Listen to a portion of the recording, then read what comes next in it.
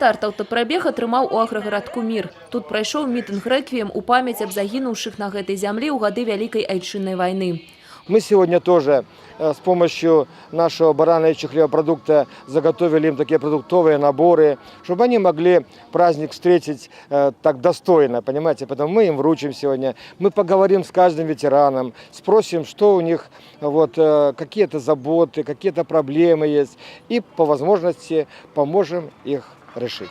У аўтапрабегу удзельнічаюць каля 10 машин. На маршруте працягласцю больш за 160 километров, адрасы 26 ветеранов. Районный исполнительный комитет не только как разовое что-то акцию оказывает, а это систематическая помощь нашим ветеранам. Это помощь и материальная, это помощь и по линии органов труда и социальной защиты.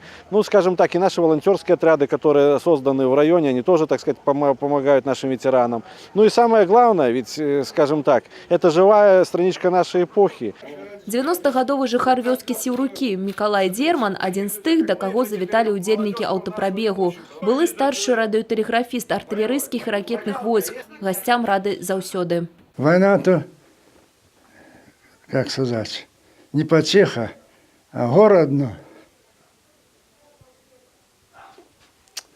Сейчас можно жить. Молодежь наша хорошая, грамотная. Пусть учатся. Старачков не обижаюсь. Вольга Варабей – адзіная з астаўшыхся ў вёсцы палонка ветэранаў. Вайну сустрэла зусім дзяўчынкай, але, нягледзячы на гэта, таксама шмат зрабіла для перамогі. Мне 13 лет было.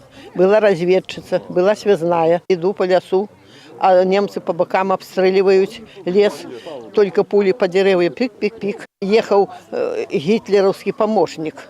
Так я им сообщила, что он будет ехать, так его взяли в плен.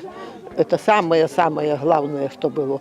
У ветэранаў тыя падзеі заўсёды перад вачыма. Захаваць для наступных пакаленняў памяць аб тым, што перажыў народ у Вялікую Айчынную – задача молодых. Наша семья решила принять активное участие в автопробеге, посвященном 9 мая Великой Отечественной войне. Проехаться по ветеранам, поздравить их. Это нужно для того, чтобы наших детей отложилось в памяти, кто такие ветераны, где они были, что они делали. Дайсці да кожнага ветэрана. Толькі тады можна будзе з упэўненасцю казаць: нішто не забыта, ніхто не забыты.